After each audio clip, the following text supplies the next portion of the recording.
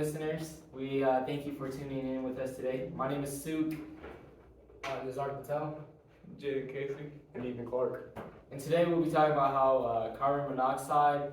It's what is it again, guys? It's fine. Like a poison toxin that can expel from our cars, like our exhaust pipes. Yeah. And it can kill you.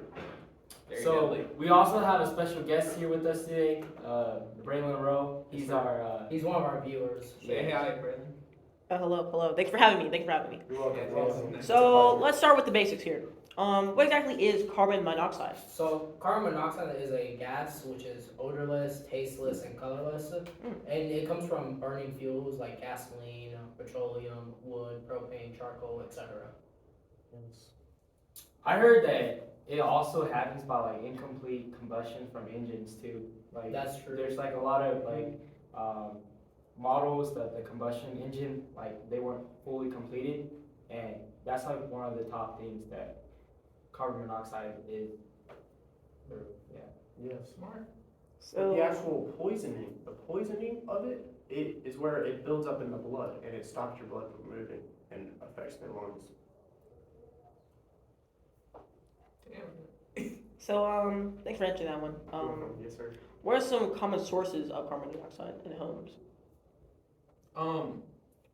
There's a lot of places, usually most commonly seen from like our cars, of course, from the exhaust pipes.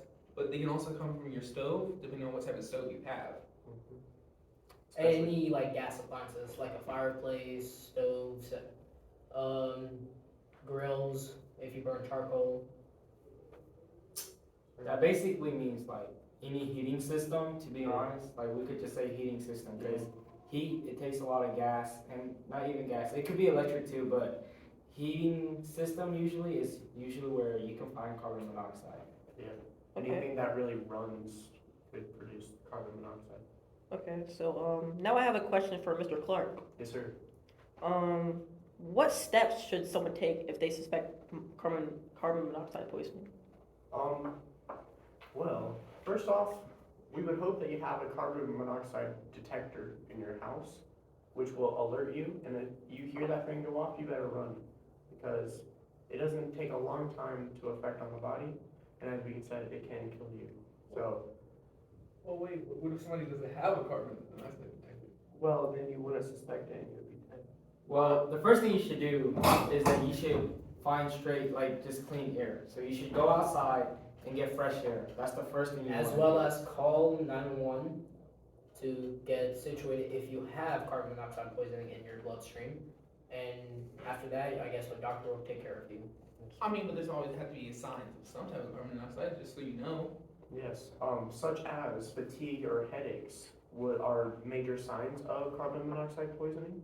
And if you experience any of those for any known reason, like you haven't fallen down the stairs or something, there's a very high chance that it is carbon monoxide. Basically, these symptoms are like flu-like symptoms like dizziness, headache, weakness, nausea, vomiting.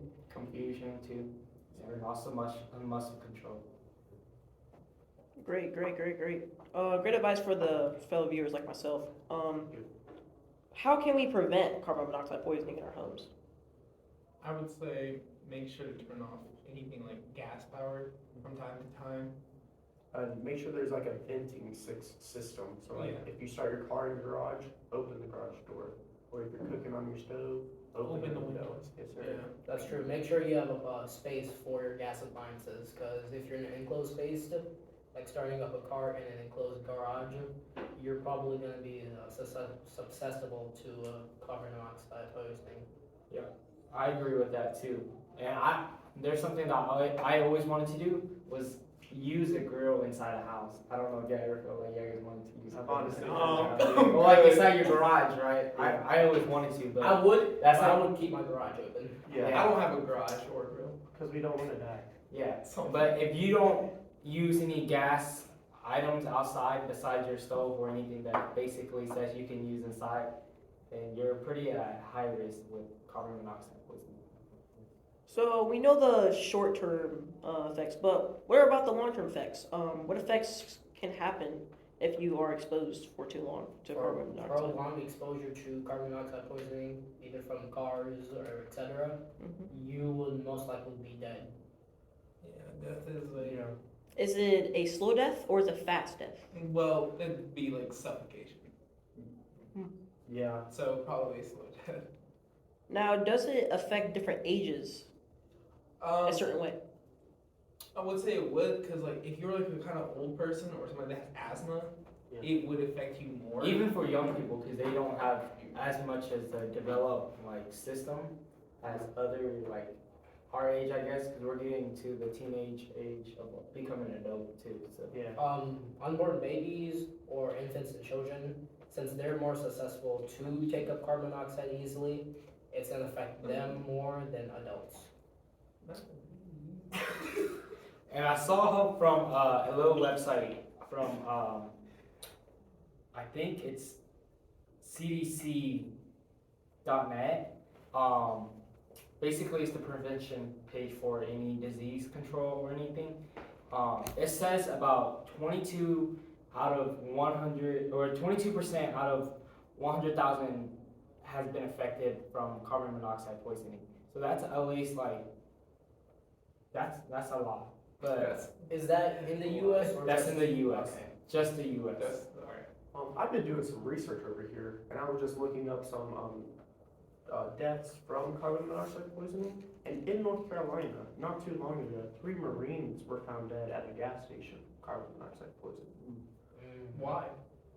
It says here that they were chilling outside a Speedway gas station, and apparently they just were there too long and died. And as you can see, they were just outside in a gas station, so it can affect you out there if you're just chilling in your car. Wait, so they were out in the open, but I thought you had to be in a closed area for it to work. Yes, so apparently there was something wrong with the exhaust system, and it was leaking into the cabin of the vehicle, not going all the way through. Well, was it accidental? They do not know. They suspect that it was an accident, but there is some things saying that it could have been suicide or foul play. So, if someone happens to have the poisoning and they get automatically to a hospital, can it be treated? Yeah, but Can. It can be treated. But But it will leave you with some long-term effects like brain damage, which could inhibit you to do some things, and Or a weaker Breathing. immune Yeah. system. breathing problems. Having, especially for your lungs and your heart. yes. It also depends on, I guess, how old you are, how much more affects you.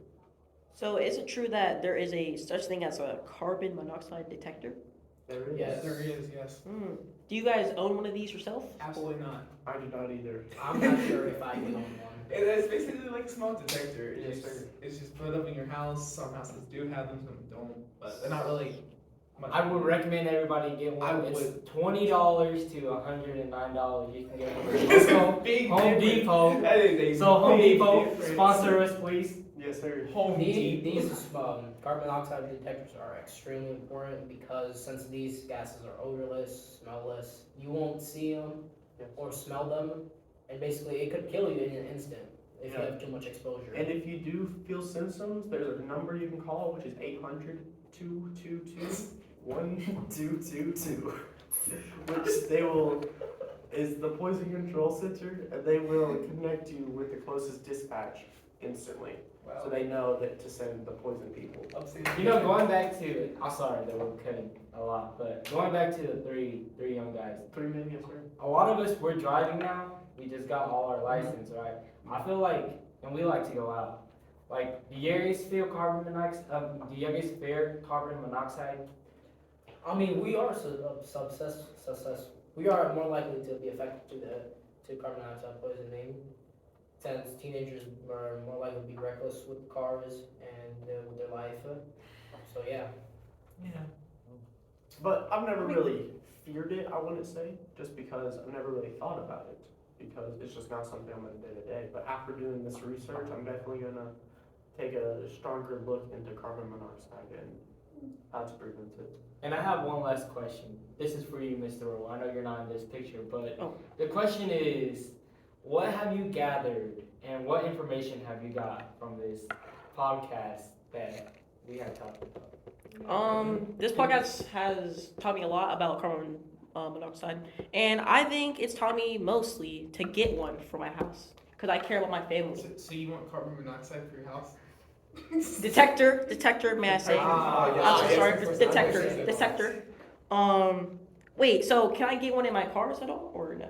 You can. I think there are available for cars and motorboats and boats, etc.